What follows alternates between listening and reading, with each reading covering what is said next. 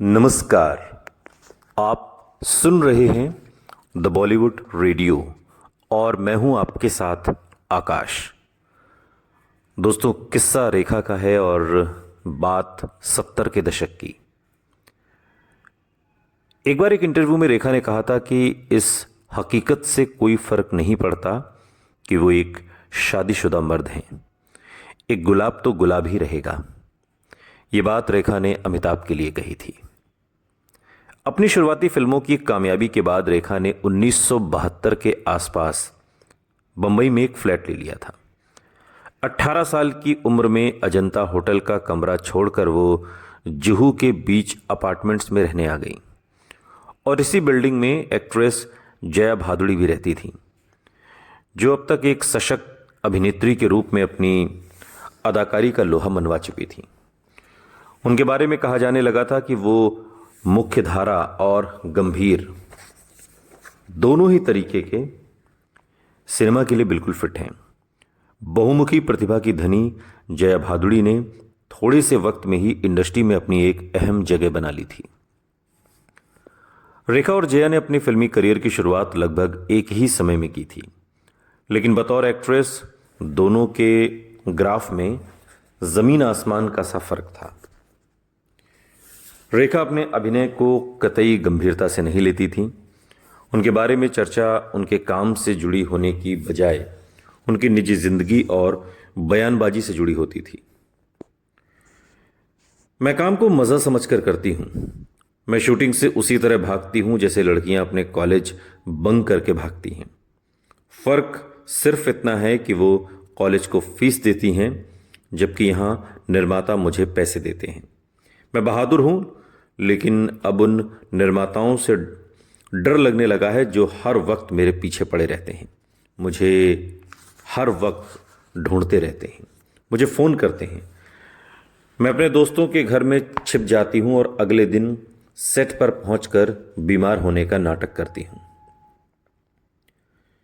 ये बातें रेखा ने एक इंटरव्यू में कही थी, उस दौर में जब वो बिना सोचे समझे कुछ भी कह देती थी। चाहे सुनील दत्त जैसे सीनियर स्टार हों या फिर उस जमाने के सुपरस्टार राजेश खन्ना, रेखा हर किसी को इंतजार करवाती थी। फिल्म नमक हराम की शूटिंग के दौरान ऋषिकेश मुखर्जी तकरीबन आधे दिन तक उनकी राह तकते रहे, मगर रेखा नहीं आई। हार कर शूटिंग रद्द करनी पड़ी। रेखा उस समय तक एक मस्त मौला टीनेजर की तरह ही बर्ताव कर रही थी, लेकिन हर कोई जानता था कि वो बेहद जज्बाती, संवेदनशील और बेबाक हैं, जो दिल की बात कहने से परहेज नहीं करेंगी। जुहू के बीच अपार्टमेंट्स में रेखा और जया की अक्सर मुलाकात होती थी। रेखा प्यार से जया को दीदी बाई कहकर पुकारती। वो जया के फ्लैट में खूब वक्त बिताती। करियर और जिंदगी के बारे में जया रेखा को सलाह भी देती थी। और इसी बीच अपार्टमेंट्स में रेखा की मुलाकात जया के बॉयफ्रेंड अमिताभ बच्चन से हुई। मशहूर कवि हरिवंश राय बच्चन के बेटे अमिताभ ने अपना फिल्मी करियर ख्वाजा अहमद अब्बास की फिल्म सात हिंदुस्तानी, जो साल 1969 में आई थी, उससे शुरू किया था। यह फिल्म फ्लॉप रही थी और साथ ही अमिताभ की आगे की कई फिल्में जिनमें उन्होंने लीड रोल निभाया था वो भी नहीं चली। हालात इतने ख़राब हो गए कि अमिताभ और रेखा ने साथ में दुनिया का मेला, जो 1974 में आई, इस नाम की एक फिल्म साइन की और इस फिल्म की शूटिंग भी शुरू हो चुकी थी। लेकिन बीच में ही निर्माता जीएम रोशन को लगा कि अमिताभ के साथ फिल्म का कोई भविष्य नहीं है, इसलिए अमिताभ को फिल्म से निकालकर संजय खान को बतौर हीरो साइन किया गया। हालांकि तब तक अमिताभ और रेखा साथ में तौबा तौबा नाम के गीत की शूटिंग पूरी कर चुके थे। ये इन दोनों का साथ में पहला गाना था और ये गीत YouTube पर आज भी मौजूद है, अगर आप इस गाने को सुनना चाहें। हालांकि इस फिल्म से निकाल दिया गया था अमिताभ को। हालांकि जब ये गाना शूट हुआ तो इस गीत की शूटिंग के दौरान दोनों में ज़्यादा बातचीत नहीं हुई। कहते हैं कि अमिताभ के इस संघर्ष वाले मुश्किल वक्त में जया उनके साथ उनकी ताकत बनकर खड़ी रहीं। वो उस समय अमिताभ से बड़ी स्टार थीं और इस नाते अक्सर निर्माताओं से उनकी सिफारिश भी करती रहीं। अभिनेता महमूद की आधिकारिक जीवनी के लेखक हनीफ जावेरी बताते हैं, अमिताभ और अनवर यानी महमूद के छोटे भाई बहुत करीबी दोस्त थे और अनवर अक्सर बताते थे कि वो अपनी गाड़ी में अमिताभ और जया को अक्सर लॉन्ग ड्राइव पर ले जाते थे। दोनों उनके साथ आगे की सीट पर बैठते जबकि रेखा पीछे की सीट पर और आपस में बातचीत करते हुए सफ़र मज़े से कटता था। अनवर का ये बयान महमूद की जीवनी Mehmood a man of many moods में भी दर्ज है। हालांकि स्टारडम में जया और रेखा इंडस्ट्री में प्रतिद्वंदी थीं, लेकिन एक अभिनेत्री के तौर पर जया का सम्मान ज़्यादा था।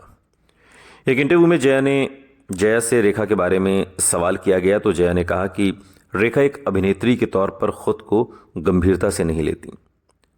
माना जाता है कि जया का ये कमेंट रेखा को बुरा लगा था। 1973 में अमिताभ और जया की फिल्म जंजीर रिलीज हुई। कई फ्लॉप फिल्मों के बाद अमिताभ ने शानदार वापसी की और एंग्री यंग मैन के रूप में छा गए और इंडस्ट्री को एक नया ट्रेंड दिया। इस फिल्म की शानदार कामयाबी के बाद अमिताभ और जया ने शादी का फैसला कर लिया। 3 जून 1973 को दोनों ने शादी कर ली।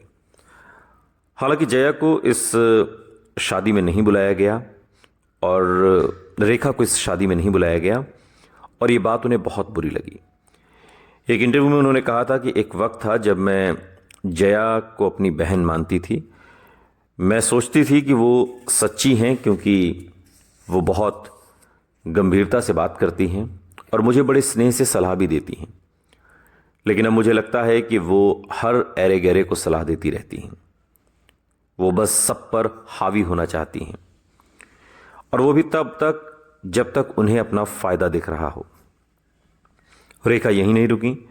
उन्होंने शादी में न बुलाए जाने पर अपनी नाराज़गी जाहिर की और कहा कि उनके दोस्ताना बर्ताव और प्यार भरी बातों के बावजूद उन्होंने मुझे अपनी शादी में बुलाने की ज़रूरत तक नहीं समझी, जबकि मेरा घर उसी बिल्डिंग में था। जया भादुड़ी अब प्रतिष्ठित बच्चन परिवार की बहू थीं। उन्होंने फैसला किया कि अब वो फिल्मों में काम नहीं करेंगी।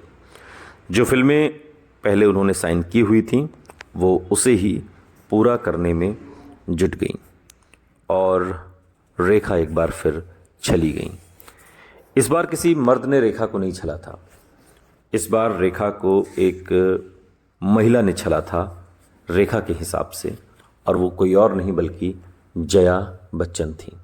वो जया बच्चन जिन्हें रेखा प्यार से दीदी बाई कहती थी, जिनके साथ घंटों वक्त बिताती थीं, लॉन्ग ड्राइव पर जाती थीं, उन्हीं जया बच्चन, जया भादुड़ी ने रेखा को अपनी शादी में नहीं बुलाया।